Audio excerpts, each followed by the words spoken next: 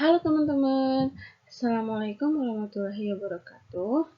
Saya Pipi Vidya ingin mempresentasikan tentang membaca kritis teks sastra atau fiksi yang terdiri dari karakteristik teks sastra dan membaca kritis teks cerpen. Yuk kita simak materinya bersama-sama.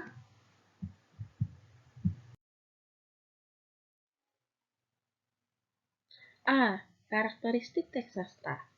Teks sastra atau genre sastra dapat dikelompokkan menjadi 3, yaitu teks puitik atau puisi, teks fiksi naratif, dan teks fiksi dramatik. Teks puitik digunakan untuk mengekspresikan perasaan atau pandangan hidup. Ini menurut Anderson tahun 1997. Termasuk genre puitik antara lain ada lirik lagu, balada, puisi lama yang terdiri dari pantun, syair, dan gurindam, dan ada yang terakhir puisi baru. Teks puisi naratif digunakan untuk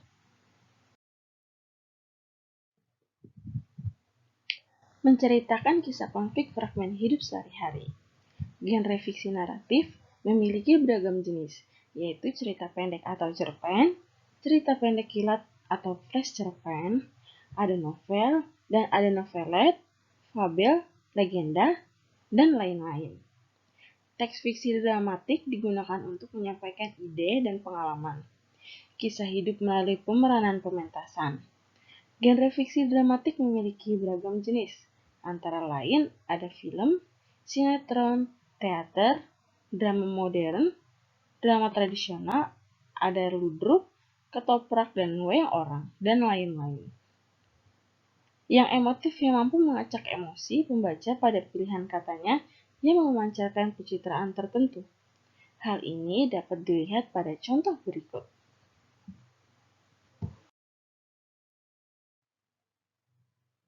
Contoh yang pertama, ada lagu yang berjudul Bermata Tapi Tak Melihat.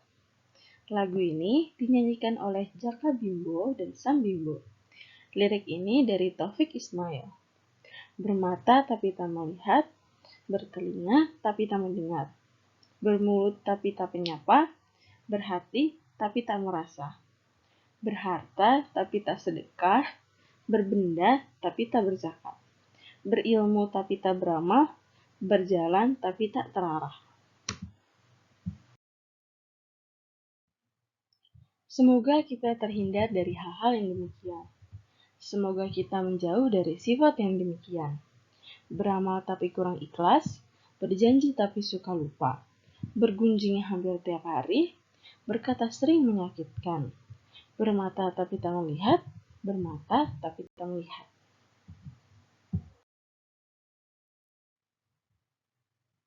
Teks genre puitik pada contoh 1 sangat menghibur dan memuat nilai-nilai yang sangat dalam sebagai wahana katarsis atau perenungan. Ketiga contoh teks puitik di atas memiliki kekuatan pada diksi, rima, irama, dan nilai-nilai yang terkandung di dalamnya. Diksi yang padat dan memancarkan banyak makna tampak pada penggunaan bentuk negasi yang sangat ritmis pada lagu yang berjudul Bermata Tapi Tak Melihat. Pada bait baris ke-1, bentuk negasi bermata tapi tak melihat sebenarnya adalah sindiran kepada siapa saja yang dianugerahi penglihatan atau tubuh yang sempurna, yaitu bermata, namun tidak memiliki kepedulian pada sesama. Tak mampu membedakan mana yang baik dan mana yang jelek. Tak mampu membedakan mana yang bermanfaat dan mana yang tidak bermanfaat. Banyak makna yang dapat digali dari baris 1 bait 1 tersebut.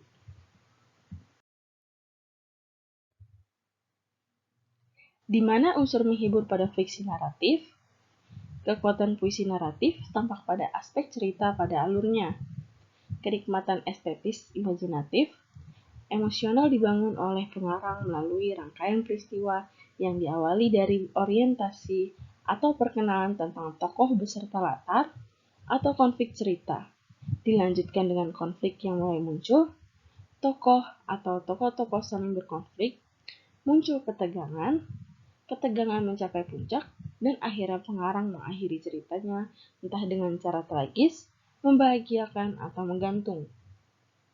Penataan alur inilah yang mampu mengajuk emosi pembaca, yang membuat pembaca sedih, tertawa, menangis, gemas, dan lain-lain. Materi cerita dan muatan nilai cerita jadi unsur kekuatan sebuah teks fiksi naratif.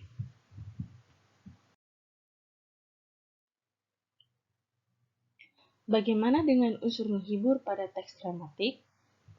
Kekuatan teks dramatik tidak perlu dipertanyakan lagi. Siapa yang tidak suka menonton film, sinetron, atau pertunjukan teater? Kita rela berjam-jam menyaksikan film, sinetron, atau seni pertunjukan yang lain karena unsur hiburan. Karena motif mencari kesenangan dengan menikmati adegan-adegan yang diperankan para pemain yang mengemban cerita fiktif.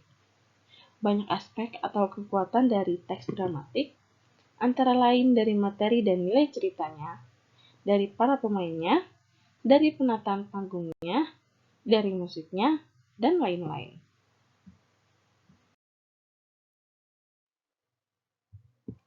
B. Membaca kritis teks cerpen. Salah satu jenis teks genre sastra yang digunakan sebagai latihan membaca kritis dalam buku ini adalah teks narasi fiktif, yaitu cerpen. Apa sebenarnya perbedaan antara teks cerpen dengan teks narasi fiksi yang lain, misalnya novel? Cerpen adalah cerita pendek. Teks cerpen menceritakan salah satu fragmen dari kehidupan para tokoh. Sedangkan novel menceritakan keseluruhan kehidupan tokoh atau para tokoh.